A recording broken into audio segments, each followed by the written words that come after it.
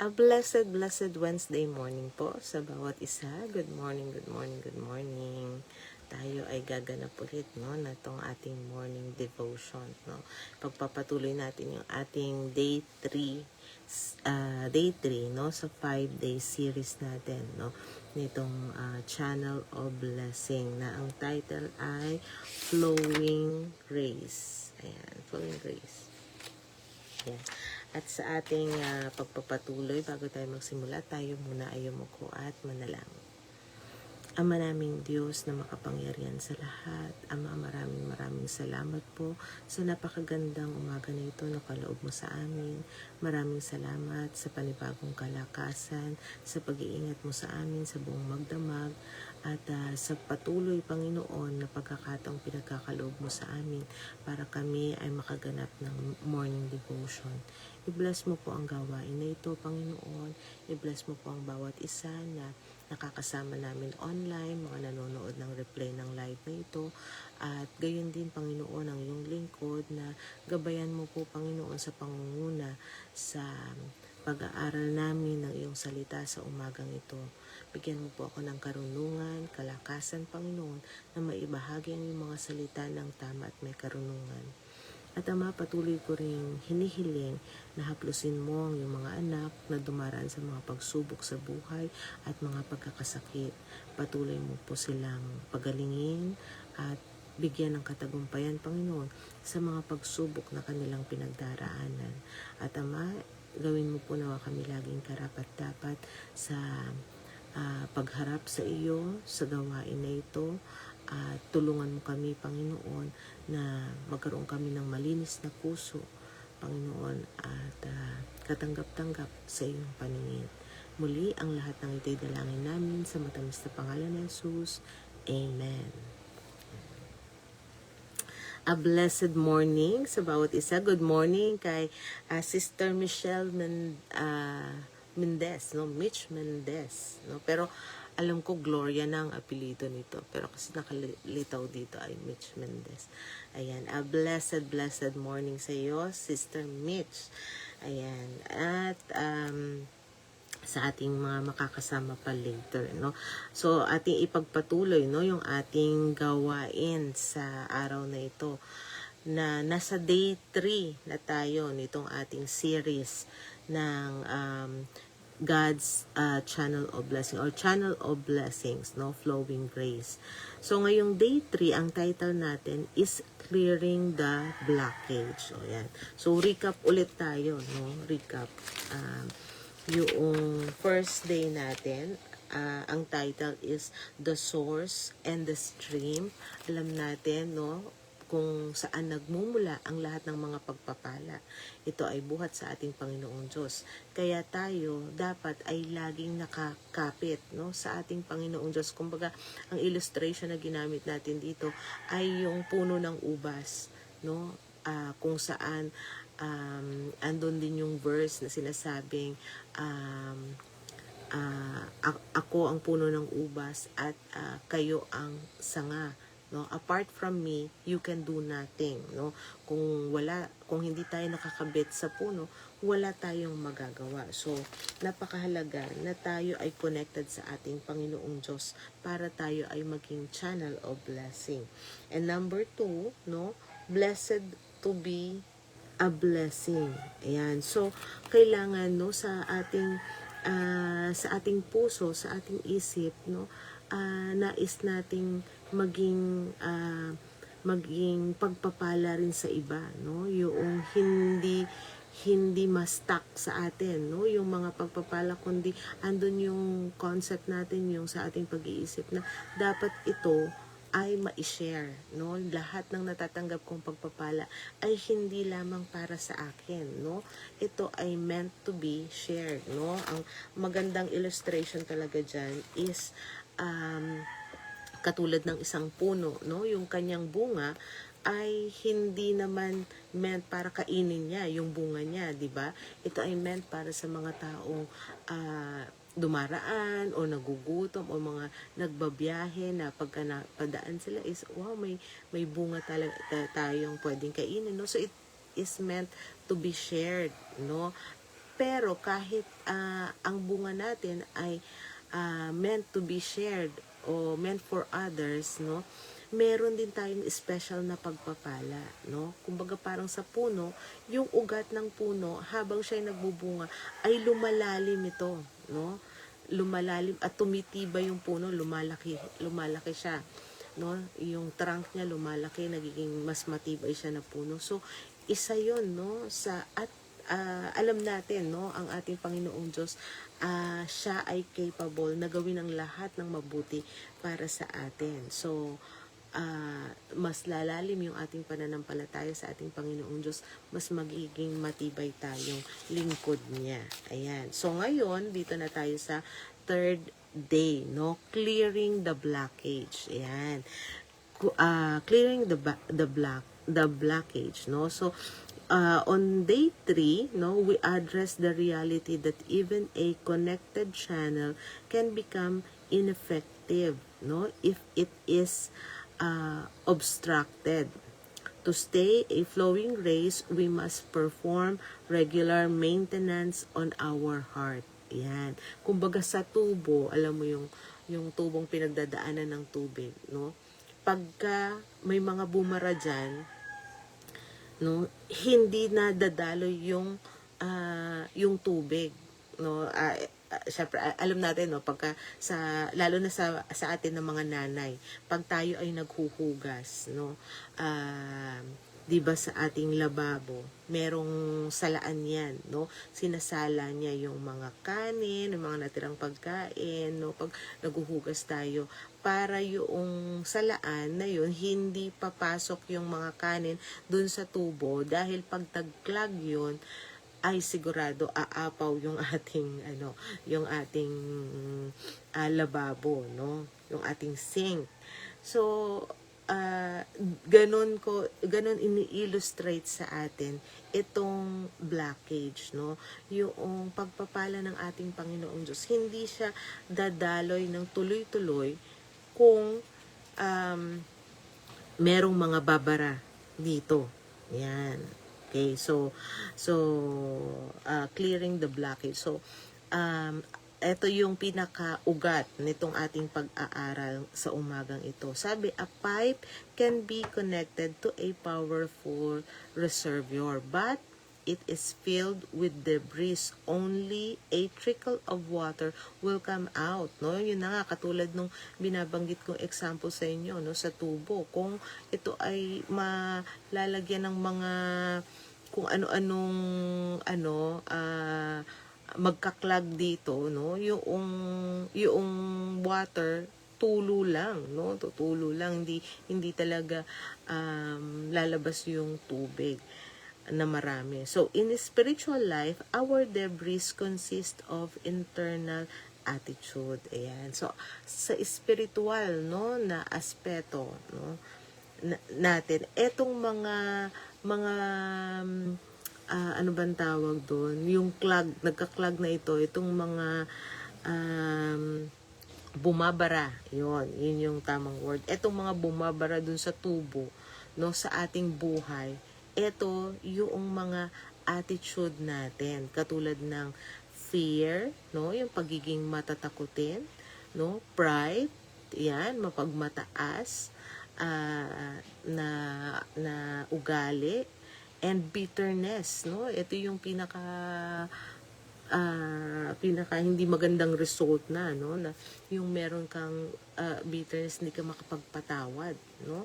So that restricts the flow of God's blessing to others. So yun ang nagiging bara, no, doon sa tubo na pwedeng pagdaanan ng biyaya, no, ng Panginoong Diyos sa buhay natin. So clearing this blockage isn't just about being a better person. Ayan. So yung pag-clear nitong mga bumabara na ito, no, ay hindi ang pamamaraan nito ay hindi yung basta lang mas maging mabuti kang tao. Hindi ibig sabihin yung parang feeling mo minsan na pagkagagawa ako ng mabuti sa ganitong tao, parang may biyaya ng darating sa akin, no? So, ang gusto natin pag-usapan dito is yung suriin natin yung ating puso, no? Baka meron tayong mga ganitong damdamin, no, o attitude, no, yung pride, bitterness, yung selfishness, yung mga ganyang attitude, no, na siya yung nagiging cause, no? So, hindi yung basta lang gumawa tayo ng mabuti, kundi suriin talaga natin yung damdamin natin, no? It's about restoring the capacity of the channel. Yung kumbaga, yung ating puso ay gawin nating malinis na tubo. Ayan, na kung saan pwedeng dumaloy ang pagpapala ng ating Panginoon Diyos. Ayan. So sa ating verse sa araw na ito, yung main verse, no? Marami tayong verse na babanggitin, pero ito yung pinaka-main verse natin dito na matatagpuan natin sa aklat ng Lucas, Kapitulo 6, versikulo 38. Or Luke chapter 6, verse 38. No? Sabi niya dito sa English, give, and it will be given to you. A good measure, pressed down, no, shaken together, and running over, will be poured into your lap. For with the measure you use, it will be measured to you. Ayan, no, napakaganda. Magbigay ka daw, no? At ikaw ay bibigyan. Ayan. A good measure, sabi niya, yung tamang sukat, no? Press down, siksik, no? Shaken together, liglig, no? And running over at umaapaw, no? Siksik, liglig at umaapaw, no?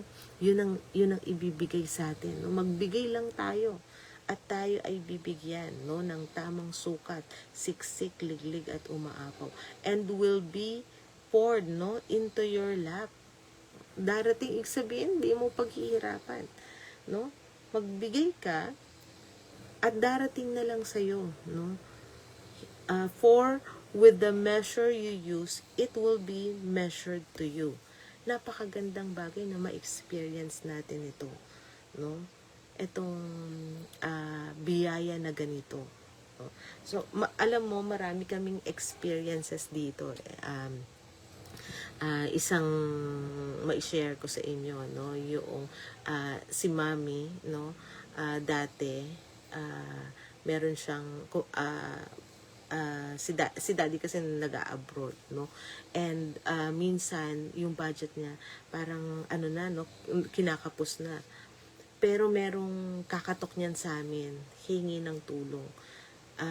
Si Mami kahit alam niyang yun na lang, no? Kumbaga, last na namin yun.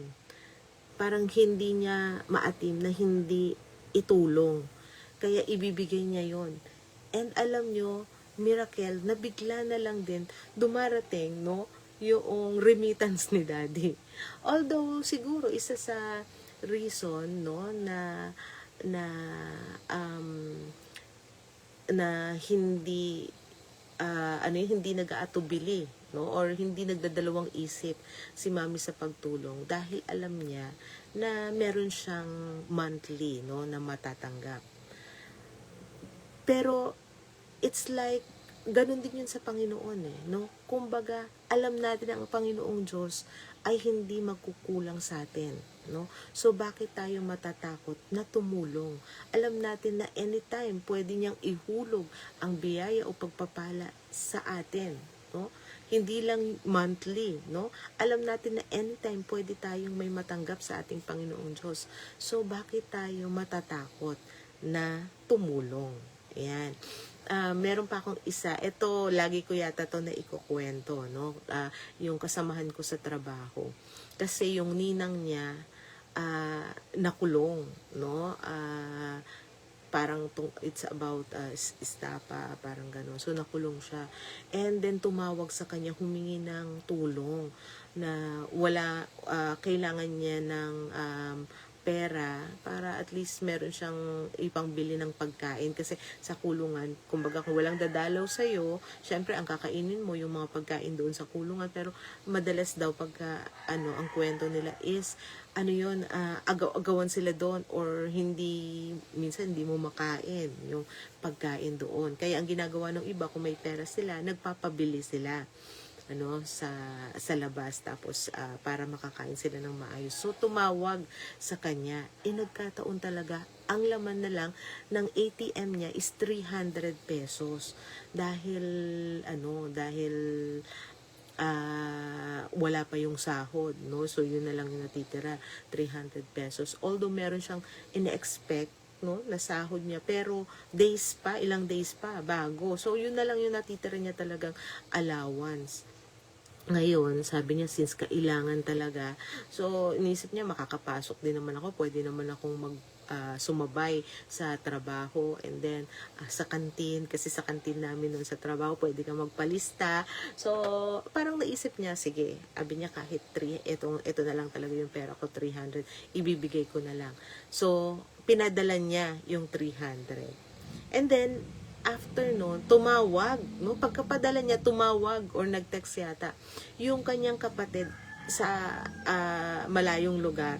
And then sinabi na alala daw niya yung utang niya sa atin niya. Ayan. And then sabi, check mo na lang, pinadala ko na sa ATM mo. So pag check niya, may 1,000. So, di ba nakakatuwa, no? Na ma-experience mo, sobra pa binigay niya, 300, no? And yung araw na yun napalitan into 1,000. Nakakatuwang experience. So, kaya itong verse na ito, Luke 6:38, give, and it will be given to you, a good measure, pressed down, shaken together, and running over, will be poured into your lap. For with the measure you use, it will be measured to you.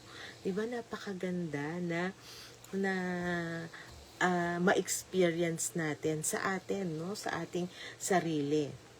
Ma-experience natin yung kahit kinakapos tayo, no? Nakakatulong tayo, ginagamit tayo ni Lord na kasangkapan para magkaroon yung iba, maging pagpapala sila. So, Jesus highlighted a spiritual law of reciprocity. Ayan. Reciprocate, no? From the word reciprocate. Reciprocity. Ayan. So, if we use a small measure, no, a heart restricted by selfishness or fear will limit the volume of grace that can pass through us. Ayan. So, dito sa verse na ito, mapapansin natin dito yung yung law of reciprocity or reciprocate, yung bang kapalit, no? Yung kapalit ng bagay na ibibigay mo.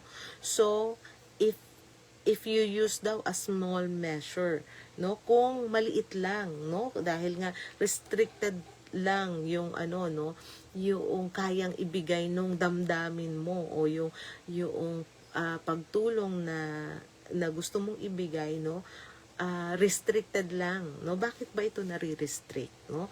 Ang sabi rito, no, by selfish or fear, no? Sa pagiging selfish, pagiging madamot, no? Or pagiging matatakotin, no? Ano ba yung kinakatakot natin? Alam mo, na alala ko to dun sa pinost ko na message ni Mami, no? Na video niya, na minsan daw ang tao kaya hindi nagbibigay dahil natatakot na, ay, pagka binigay ko to, paano pa ako bukas? Ay, pagka itinulong ko to, tutulungan din ba ako pag ako yung nangailangan? Yung mga ganon, yung ganong damdamin, no? Yung nire-restrict niya pala, no? Yung pagpapala na darating din para sa atin. So, yung ganong konsepto, ganong isipan pala, kaya pala, minsan, kahit pansinin natin, yung mga tao na yung bang bukas palad, no? Kahit hindi naman talaga sila yung mayaman na mayaman, pero mapagbigay sila, matulungin sila, kahit papano, nakaka-survive sila o nakakaahon sila. Meron at merong dumarating na tulong sa kanila. Kasi nga, yung damdamin nila, ng pagtulong ay fearless, no? Yun na nga, yung mga sinample ko sa inyo kanina, yung mga in-example ko sa inyo kanina na 300 na lang yung pera niya, pero naawa siya Kasi nga, nandun sa kulong, wala naman magawa yung tao na yun, no? So, itinulong niya, and then, na-experience niya agad ito, no? Itong binasa natin sa verse, no? Na-experience niya agad na dumating yung tulong sa kanya, higit pa, no? 300 naging 1,000, no? Higit pa sa triple. Kasi kung triple, 3 times 3, 900 yun. Oo, 300 times 3, 900 yun.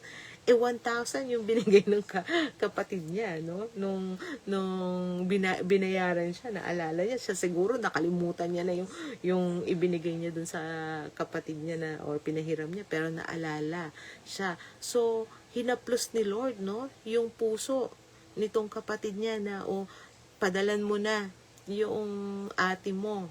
Ayan. Padala mo na yung ate mo kasi yung last 300 niya na itulong niya na, naibigay niya na.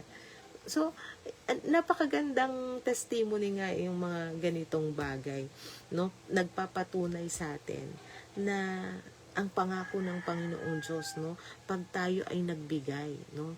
Higit pa yung pwedeng ibalik ng ating Panginoong Diyos, no? Sa atin. So, the common clog, ayan. The common clog is fear of lack. Yung lack dito ay kakapusan. Yung pagkatakot sa kakapusan. Yung kadalasan na nagiging bara, no? Dun sa tubo na kung saan pwedeng dumaloy ang pagpapala ng ating Panginoong Diyos sa atin. So, yun nga, no? Yung natatakot tayo,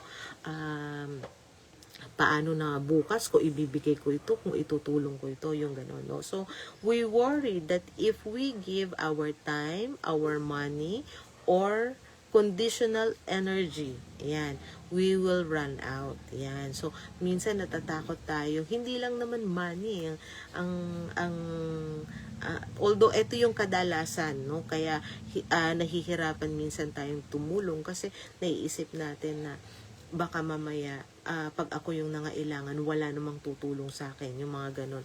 Or yung time natin, no? Minsan natatakot tayo na ay baka mamaya yung sayang yung kikitain ko ngayon kung pupunta ako para mag-visitation, no? Meron, sayang yung kikitain ko sa araw na to, yung mga ganon, no? Or yung emotional energy katulad ng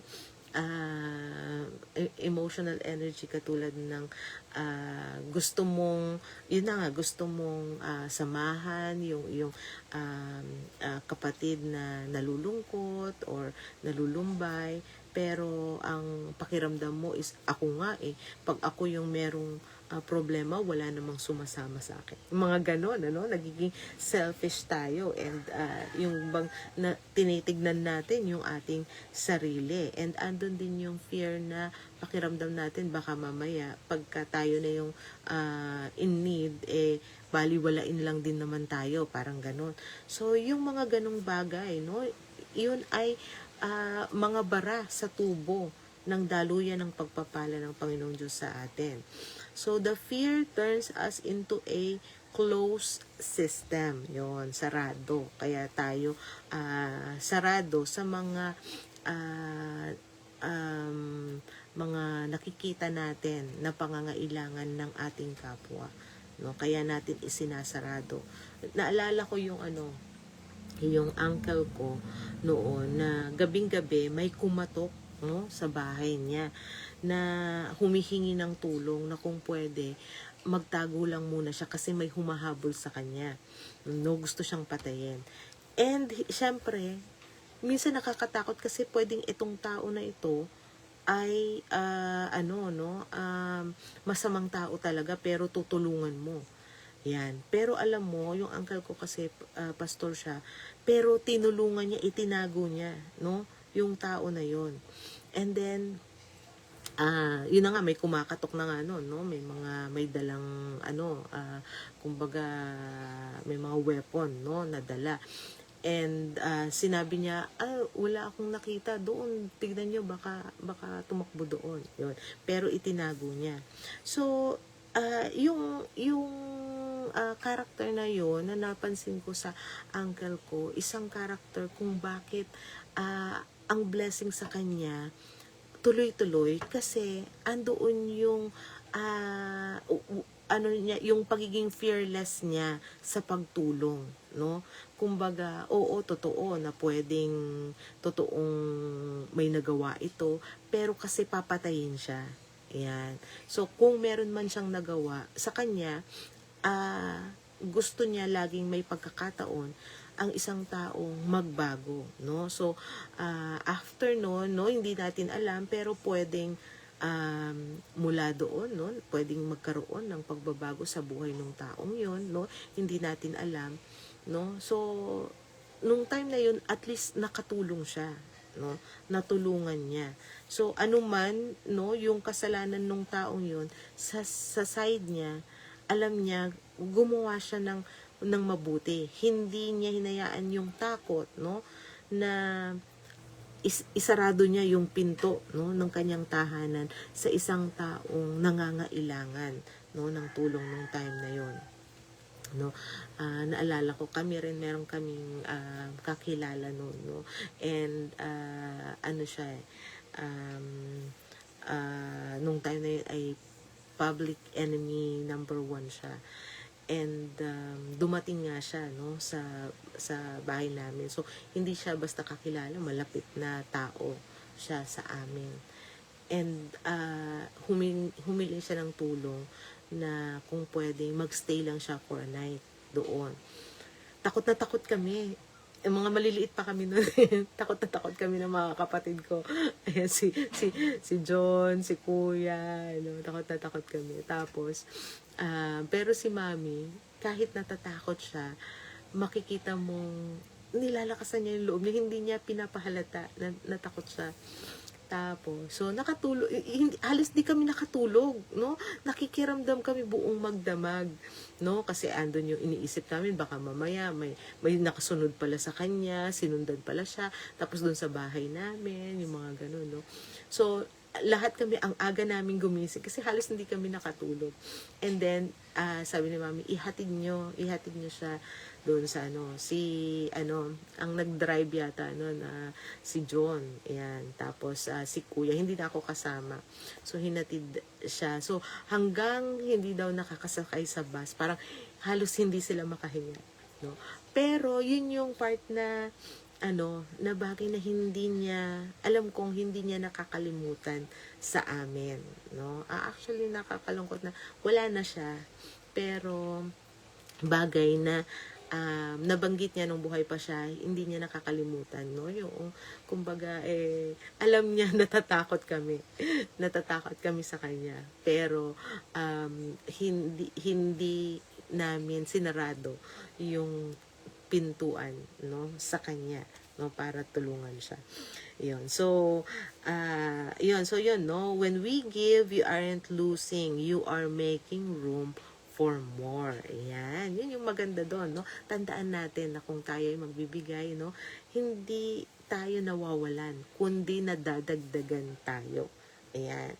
So, yun ang lagi natin isipin. Ngayon, merong 3 malalaking clog o blockage na kailangan nating warningan yung sarili natin.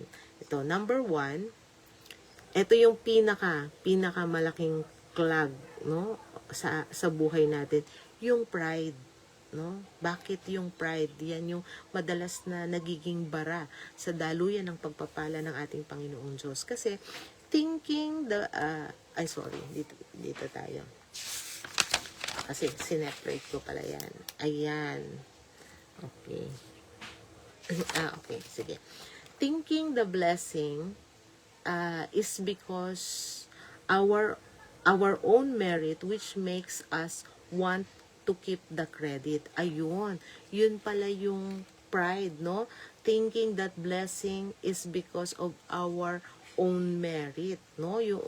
Yung lagi nating naiisip na, kaya ako nakarating sa sitwasyon kong ito, kaya ako blessed, kasi masipag ako, kasi matalino ako, kasi nag-aral ako nung bata ako. Yung mga ganon, no? Yun yung pride pala yun, no? Na naiisip natin na kaya tayo na-bless dahil sa nagsumikap tayo, na ginawa natin to. So, yung pride na yan, no? Actually, yan yung naghihinder, yan yung malaking balakid dun sa daluyan ng pagpapala ng Panginoong Diyos sa atin.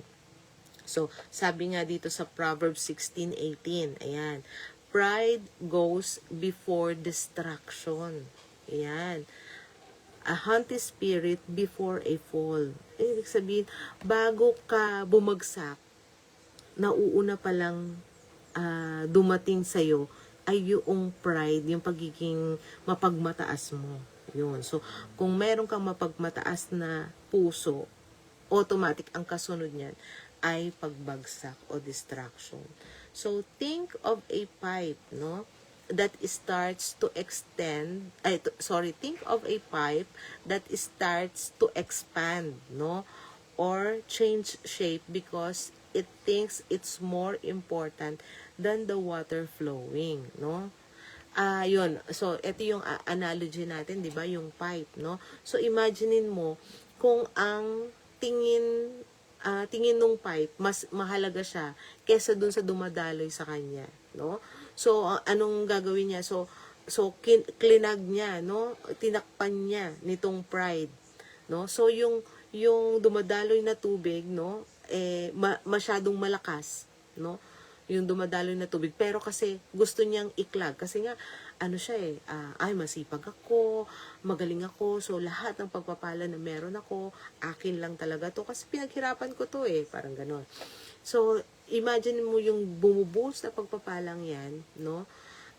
Parang tubig na rumaragasa, pero tinakpan mo yung pipe, anong mangyayari, no?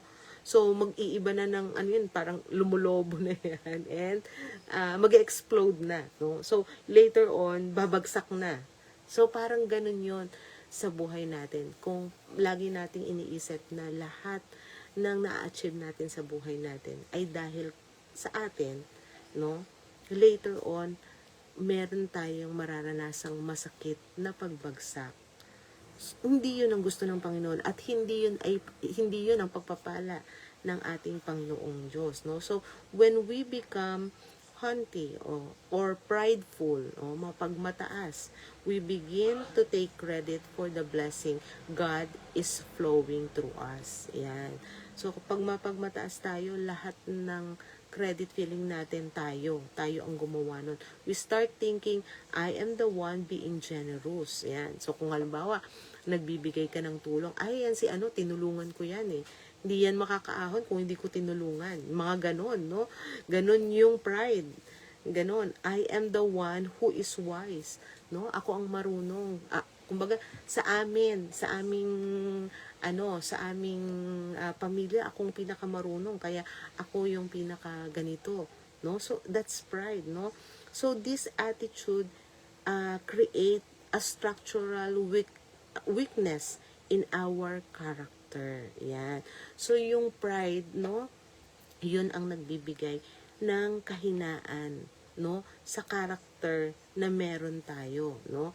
And destruction happens because a prideful channel eventually stops seeking the source. Ayan. Ang mapagmataas na puso, no? Eventually, hindi na niya kinikilala ang Panginoong Diyos na siyang nagbibigay sa kanya nitong pagpapalang ito. Yun yung pinaka no? Yun yung pinaka kakahulugan nun, no? It dries up and becomes brittle and useless. So sa ating buhay, no? sa ating pamumuhay, lagi nating isipin, no? Although andoon yung mga sacrifices natin, andoon yung alam mo, naalala ko yung boss ko dati, breadwinner siya. And sa kanilang pamilya, siya lang talaga yung nakatapos. So, dati lagi niyang nababanggit na ako lang kasi yung nagsumikap sa pamilya namin. Kaya ako lang yung ganito ang buhay. Ako lang yung nakaahon. Kaya sabi niya, tuwing sahod ko, ayan, andyan na yung mga kapatid ko. Sabi niya, nandyan na sila, naghihintay na sila ng ng itutulong niya, inaabangan na yung sahod niya, yung ganun. So parang parang stress na siya. Parang bigat na bigat siya. Oo, mahal niya yung pamilya niya, gusto niyang tulungan, pero ang pakiramdam niya, parang naging burden na sa kanya yung sitwasyon na siya lang yung nakatapos, siya lang yung may kakayahan na tumulong sa pamilya nila. Para bang hindi na naging masaya para sa kanya yung pagbibigay. Kasi ang thinking niya is, lahat yon credit niya eh. Lahat yon sa kanya. Parang sa lahat yung mga pinaghirapan niya sa kanya. So parang ang feeling niya ang bigat-bigat na dalahin niya, no, yung kanyang buong pamilya na umaasa sa kanya. Well, in reality, minsan talaga totoo naman, no, na halimbawa, no, sa isang buong pamilya, lalo na kung marami, and then ikaw lang yung may capacity, no, na tumulong, dumarating din talaga yung feeling mong mabigat, no, na responsibilidad na meron ka. Pero etong tatandaan natin, no, kung tayo ay masaya, no, at iniisip natin na lahat nitong pagpapalang ito, no, pinagkaloob ni Lord kasi nakitaan niya ako ng mabuting puso, no, lahat ito galing sa kanya, and therefore hindi ito galing sa akin. Yan. And the sacrifices na ginawa ko ay pinaid ni Lord, no?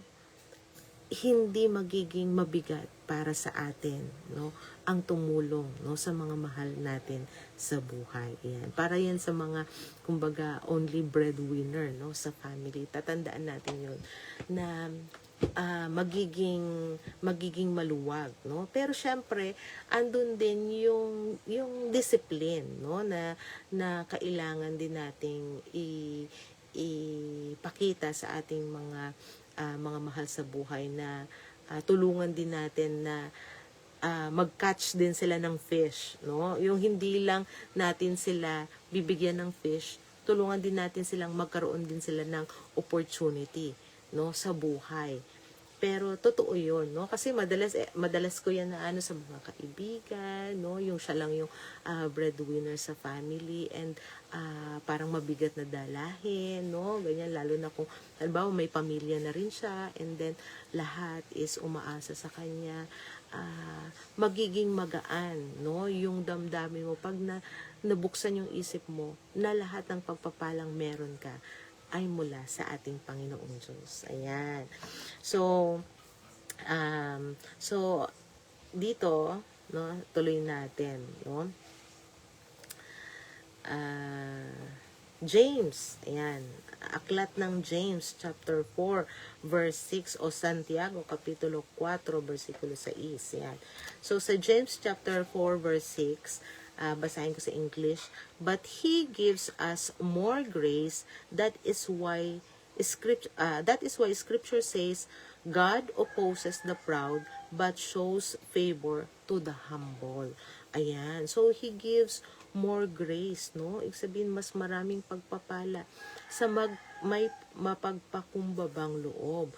If being a channel requires God's grace to flow to us, so it can flow through us, pride acts as a barricade. Yan. So, So, yun. So, malaking hadlang, no? Ang pride, no?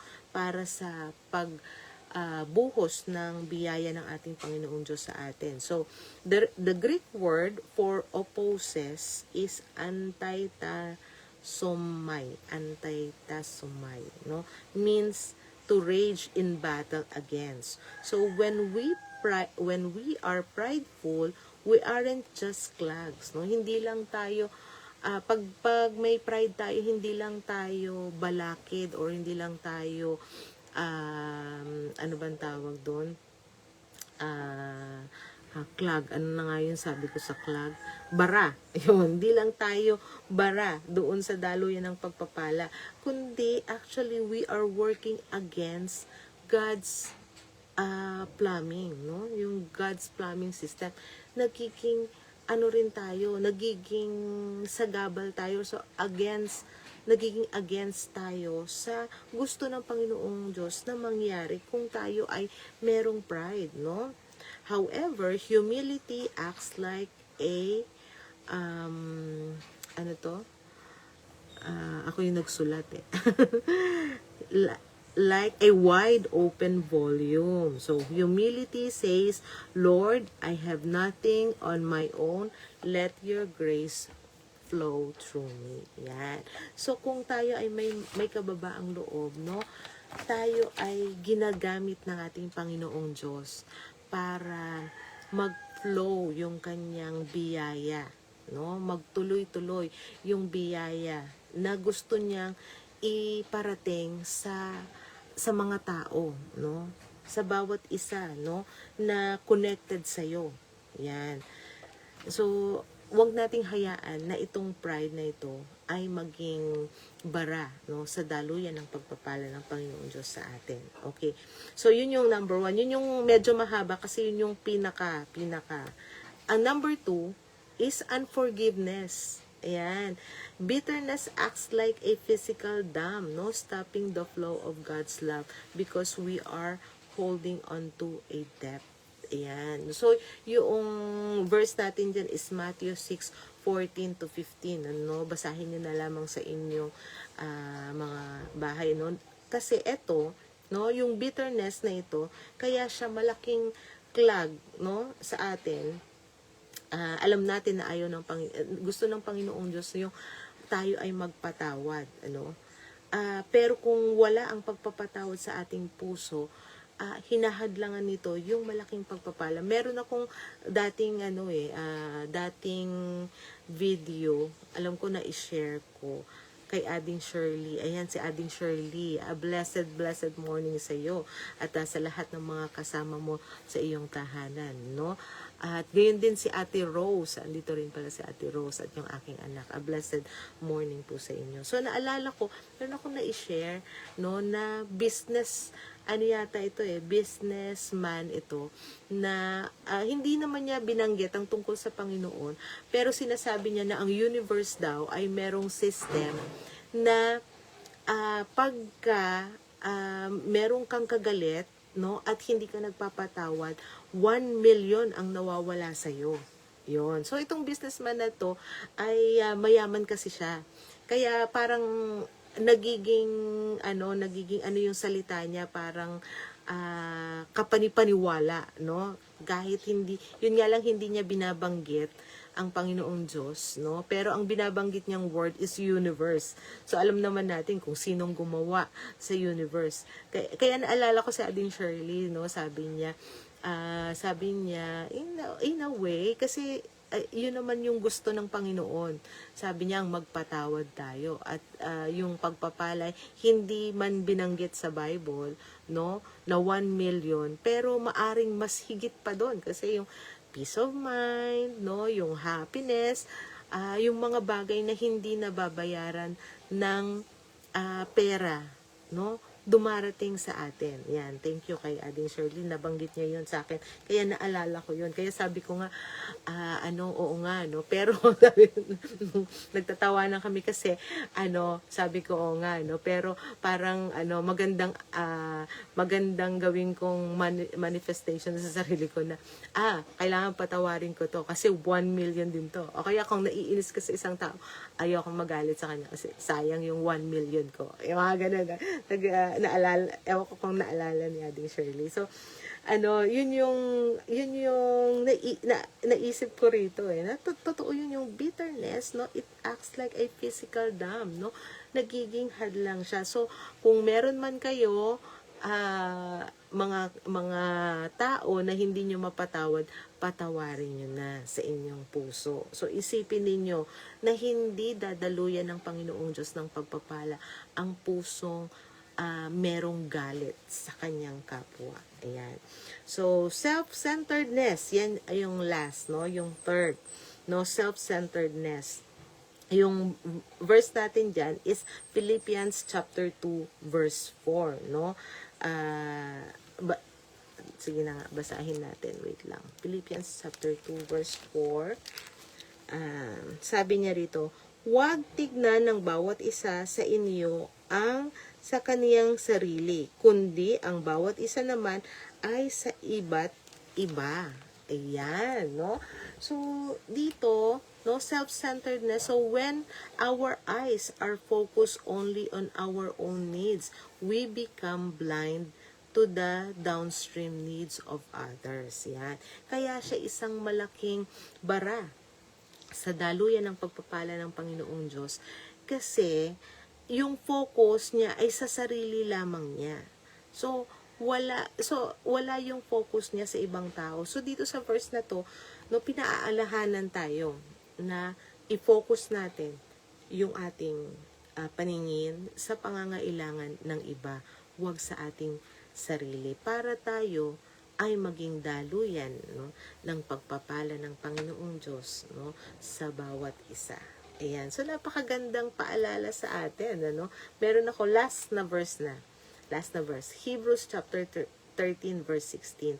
And do not forget to do good and to share with others, for with such sacrifices, God is pleased. No? Yung tatlong binanggit ko sa inyo, yung pride, unforgiveness, and self-centeredness. Yung tatlong yan, no, madadaig yan ng sakripisyo na ibibigay natin, no? Yung sakripisyo na magpakumbaba, sakripisyong magpatawad, at saka sakripisyo na wag natin tignan yung ating sarili lamang, kundi yung ating kapwa. So, sacrifice is the plunger, no? That clears our comfort seeking, no? Doing good when it's inconvenient ensures the channel stays wide open. Napakaganda, no? So, tandaan natin, no? Yung sacrifice, no? Ito, kumbaga, pagka may tubo na barado, no? Kailangan mong ipump, no? Kailangan mong linisin, kailangan mong tanggalin. And kailangan mong i-maintain, no, na yung tubo ay malinis para daluyan, no, ng pagpapala ng Panginoong Diyos sa bawat isa sa atin. So, napakaganda itong ating napag-aralan sa umagang ito. At bago tayo magtapos, tayo ay umuko at manalangin. Ama naming Diyos na makapangyarihan sa lahat, maraming salamat po sa mga aral mo, sa pagpapakita mo sa amin, Panginoon, ng kahalagahan na kami ay magpakumbaba, kami ay magpatawad, at ibaling namin ang aming paningin sa pangangailangan din ng iba, at huwag lamang sa aming sarili. Tulungan mo kami, Panginoon, na ito ay aming magawa upang kami, Panginoon, ay maging daluyan ng iyong masaganang pagpapala. Maraming salamat, Panginoon, sa mga lesson na ito. Gabayan mo kami sa buong maghapon at bigyan mo po nawa kami ng katagumpayan sa lahat ng aming mga gawain. At muli, ang lahat ng ito'y dalangin namin sa matamis na pangalan ni Jesus. Amen. Ayan. a blessed morning po ulit sa bawat isa, and see you later sa ating evening devotion. Gayon din sa lahat ng manunood ng replay ng live na ito, no? Pagpalain nawa ang bawat isa sa atin. Take care!